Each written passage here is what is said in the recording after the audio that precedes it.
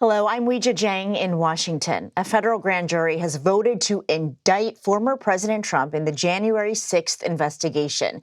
He faces 4 counts in the indictment, including conspiracy to defraud the United States. The former president has been summoned to the courthouse here in Washington on Thursday. There are at least 6 co-conspirators that are not named. Special counsel Jack Smith had this to say about the indictment. Good evening. Today, an indictment was unsealed, charging Donald J. Trump with conspiring to defraud the United States, conspiring to disenfranchise voters, and conspiring and attempting to obstruct an official proceeding. The indictment was issued by a grand jury of citizens here in the District of Columbia, and it sets forth the crimes charged in detail. I encourage everyone to read it in full. The attack on our nation's capital on January 6, 2021, was an unprecedented assault on the seat of American democracy. As described in the indictment, it was fueled by lies. Lies by the defendant targeted at obstructing a bedrock function of the U.S. government, the nation's process of collecting, counting, and certifying the results of the presidential election. The men and women of law enforcement who defended the U.S. Capitol on January 6th are heroes. They are patriots, and they are the very best of us. They did not just defend a building or the people sheltering in it. They put their lives on the line to defend who we are as a country and as a people. They defended the very institutions and principles that define the United States. Since the attack on our Capitol, the Department of Justice has remained committed to ensuring accountability for those criminally responsible for what happened that day. This case is brought consistent with that commitment, and our investigation of other individuals continues. In this case, my office will seek a speedy trial so that our evidence can be tested in court and judged by a jury of citizens. In the meantime, I must emphasize that the indictment is only an allegation and that the defendant must be presumed innocent until proven guilty beyond a reasonable doubt in a court of law. I would like to thank the members of the Federal Bureau of Investigation who are working on this investigation with my office, as well as the many career prosecutors and law enforcement agents from around the country who have worked on previous January 6th investigations. These women and men are public servants of the very highest order, and it is a privilege to work alongside them. Thank you.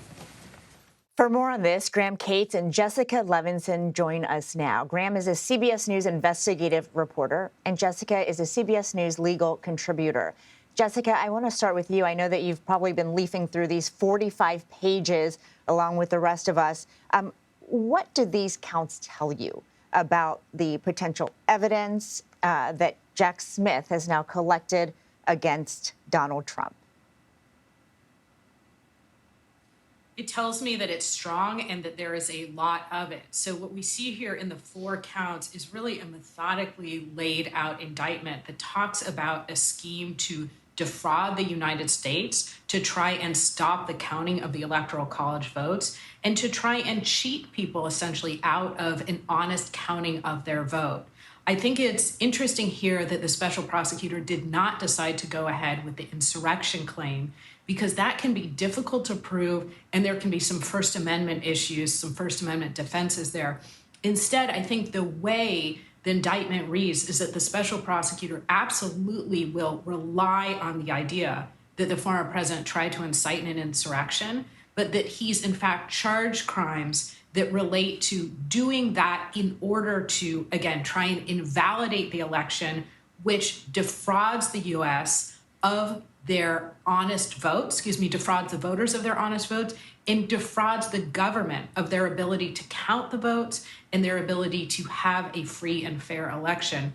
In my mind, there's really kind of 2 parts to the indictment. First, it's that the allegations that the former president lied and that he knew he lied, and then the allegations that the former president took very specific actions to try and overturn the election. And Graham, this indictment also lays out the special prosecutor's belief that Trump did not act alone. We know that there are at least 6 other co-conspirators allegedly, but they have yet to be charged. Do we know why not? Do we know who they might be and how they might play a role in Trump's case? We don't know why they're not charged, but they're described as 4 lawyers for former President Trump, a political consultant, and a DOJ, Justice Department official. And they described this series of events where these alleged co-conspirators get together to push officials to ignore the popular vote and organize fraudulent slates of electors in 7 states: Arizona, Georgia, Michigan, Nevada, New Mexico, Pennsylvania, and Wisconsin. So you get kind of the scope of this. And the indictment lays out meeting by meeting where they talked about ways to get the slates of electors in there, talked about meetings they had with officials in different states, talking, in one case, say, an unindicted co-conspirator says, we don't necessarily have the evidence yet, but we have a lot of theories that we're working on. And this kind of goes on for 2 months leading up to January 6th. And Jessica, one thing that really stood out to me in Jack Smith's remarks was something that both of you touched on. He said he wanted a speedy trial. Clearly, that means he believes he has the evidence, right, to do that. What does a speedy trial mean, though? How fast are we talking? Well, I would say you don't bring this case unless you think you have the evidence. I mean, this is going to be the most scrutinized case potentially in our nation's history. And so a speedy trial really can mean that we're not talking about weeks here, but we could potentially be talking about months. And I know there was a previous conversation about the fact that this case, although it's complicated, it actually could be brought much more quickly than the Mar-a-Lago case, because the Mar-a-Lago case deals with those classified documents. And in that case, we have a relatively new judge who's going to have to figure out a number of really complicated issues dealing with who sees that national security information, whether or not it's presented to the jury. There's a lot of big, thorny questions before you get to trial in the Mar-a-Lago case. And while this case is hugely consequential, I think you could potentially see a very motivated prosecutor and judge say, we're going to do this before the election. I mean, that is absolutely physically possible to do. And of course, I think we know that the former president's best defense is really the electoral calendar. It's not something that would be said in court. It's trying to remain out of court until the election. Regardless of the timeline, it will be unfolding as campaign 2024 really heats up. Graham Cates and Jessica Levinson, thank you for your time. We are following the latest updates on Donald Trump's indictment over his role in the January 6th Capitol riots. You're streaming America Decides. Welcome back. As we've been reporting, President Donald Trump has been indicted for his role in the January 6th Capitol insurrection. Hugo Lowe joins us now. He is a political investigations reporter for The Guardian and very sourced up in the Trump world. Hugo, it is great to see you. So obviously, we are already getting emails from the Trump campaign. We're getting statements from the former president. He's already fundraising off of this indictment. Have you spoken to any of your sources about what they think of this? We've been checking in with people in Trump world in the hours leading up to this indictment. I think a lot of people in Trump's orbit expected it to come last week. And then when it didn't, they had to all kind of rile themselves back up again to turn on the outrage machine so that they could prepare their kind of statements and their kind of media to go out. But I think a lot of the feeling is split down 2 ways. One is this kind of resignation that Trump was going to be indicted, regardless of what the lawyers said, regardless of the arguments they made, and kind of the problem and the embarrassment of having another federal indictment. And then there's the other channel where the Trump advisors think, you know what, this is just another indictment. We've already had 2 before. And the fact that, Trump's poll numbers haven't gone down since he's been indicted in the other cases probably bodes well for them, at least going into the Republican convention. Right. The former president himself has said that he embraces these indictments, and he certainly uses that as a talking point in his campaign. So how do you think that he might try to use this to his benefit, not only in terms of support with voters, but to raise more money? I think the fundraising is definitely going to be the key thing here. I think even the Trump advisors are aware that there is kind of a Trump fatigue that has started to set in among his MAGA base. And they were certainly projecting that the amount of money they could raise post this indictment would be less than the money that they've been able to raise, for instance, off the New York AG case, which was the first indictment. And so it was kind of novel and very interesting and kind of sparked a lot of outrage among their supporters. And then also with the documents case, because that, again, was so kind of jarring for a lot of his supporters. They think this one and potentially the Fulton County indictment that might come in the weeks ahead, it might not have the same sort of bite. And so they're bracing for a fundraising boost, but maybe not quite as large as what they've had previously. Hugo, I'm glad you brought up the Fulton County potential indictment there. What seems like might happen in the coming days or weeks with regard to that case? It's going to come very fast. We've been tracking that case very closely, and our sources in the Fulton County DA's office suggest that when they are done issuing summons to witnesses, it will take about a couple of days to present their case to the regular grand jury. Once that grand jury returns an indictment, then basically it's going to be all about Trump. We expect Trump to be indicted. We expect other co-conspirators to be indicted in that case. And we've previously reported that some of the charges include criminal solicitation to commit election fraud and possibly a racketeering charge to go with it. And when that happens, you'll see through the month of August, the indictment and then the arraignment, again, of the former president. And Hugo, I have to let you go quickly, but I want to ask you one more thing, which is there any concern at all that Trump could face prison time? I don't think so. But that's basically because I think a lot of the Trump advisors have convinced themselves that Trump is going to win, and that once he wins, that he can tell the Department of Justice to drop all the federal cases, and he can work out a deal with the state cases. But that's a big assumption. And if he doesn't win, then I think the prospect of prison time is very, very real for him. Okay, Hugo Lowe, thank you so much. Now we have Finn Gomez. He is CBS News' political director.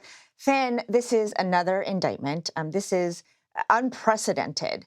But I wonder whether voters who will decide who the Republican nominee is going to be, whether they think that this is a big deal. Speaking to voters in Iowa last weekend and speaking to them specifically about this and the potential for this outcome to happen, as I think many of us believed it would, there wasn't the impact that I think some others may believe they would have. It really is. They've rallied around the president. You've seen that now, how even his own rivals, Ron DeSantis, just put out a statement essentially rallying around the president, circling the wagons around the former president, his chief rival. And if you look at the polls, the polling numbers, they say that this is clearly not impacting his trajectory as he heads towards the nomination. There's still a ton of time left. There's just a ton of time in terms of it politically before we get to even to the Iowa caucus is the first early voting contest. But I mean, if you look at the New York Times Siena College poll, it's 54-17 Trump to DeSantis, and everybody else is at 3 points. That just shows where the state of the race is, and that just shows the impact or lack thereof on Trump. So from where I sit, I cover the White House, Yeah. the Biden campaign. By design, they are staying absolutely mum about this. They don't want to touch it with a 10-foot pole. But I wonder why the other potential GOP nominees are also staying so, shy about slamming the president for all of these charges he faces. I asked a senior advisor to a rival campaign, to Donald Trump's campaign, and they told me that just isn't worth the risk.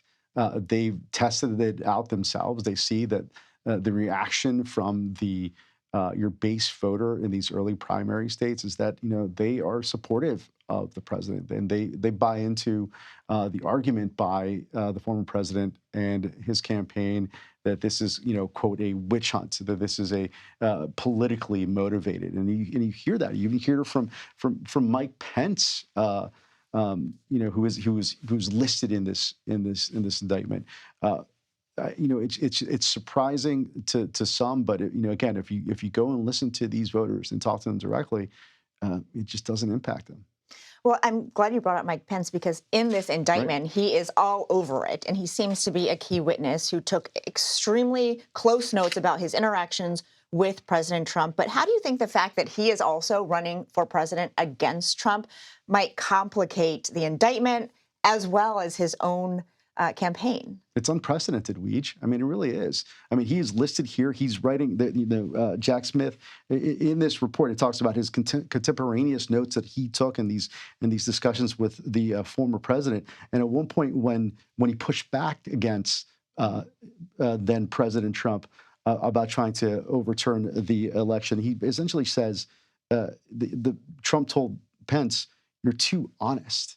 Like, can you imagine that? Like, and if they both end up on the debate stage in a couple weeks, on August 23rd in Wisconsin, like, how is that interaction going to be? I mean, this is such an unprecedented place that we are in modern American political history. And that is a reality that could very much happen. So we will be watching. Yeah. Thank you, Finn. We'll have more on Trump's historic third indictment next. You're streaming America Decides. We are following the latest developments in our top story of the evening, the indictment of Donald Trump over his role in the January 6th insurrection. John Dickerson joins us now. John, I know that you've been studying this 45-page indictment all afternoon. The special counsel did not touch the potential insurrection charges, but he seemed very confident about these 4 felony counts that really focus on the former president's attempt to overturn a legitimate election. The picture that the special counsel paints of the former president is someone who on the election basically engages in what the special counsel calls a criminal scheme and directs that scheme in a number of different avenues, keeps trying each one, and then when they fail, he goes on to the next one. And so he makes inroads at the Justice Department. He makes inroads in the individual states. He pressures his vice president, Mike Pence. And then, of course, he supports, as a part of pressuring the vice president, he supports this idea of fake electors or alternative electors, as the president would have called them, all the while knowing that the claims underlying his scheme were lies, and he knew them to be lies. And yet, nevertheless, he pursued all of these avenues, and then, of course, including calling his supporters to Washington to stop the steal. And I'm glad you brought up the former vice president because he is all over this indictment and appears to be such a key witness, but he is also running for president against Donald Trump in the 2024 presidential election. How do you think that will complicate, this case moving forward, as well as Pence's campaign? Well, it would be more complicated in terms of the case if former Vice President Pence was doing better in the campaign. In other words, if he were doing better, perhaps former President Trump could write off any testimony by him as something to try and get Trump out of the race. But Mike Pence is not doing very well in the Republican race. He may not even make the debate stage, which requires a certain level of success within his party. Part of that reason is because his former boss has painted him as a turncoat, completely upending the normal way in which Republicans used to talk about honor in a presidential race. They used to say, who can stand up and do the right thing at the tough moment? That defines what Mike Pence did, and he's paying the penalty for it politically. And I also wonder about, actually, John, we're out of time. Oh, and you will take it from here. So thank you very much, John. That does it for today. You can stream America Decides Monday to Thursday at 5 p.m. Eastern. You can watch Prime Time with John Dickerson at 7 p.m. Eastern and Pacific. You're streaming CBS News.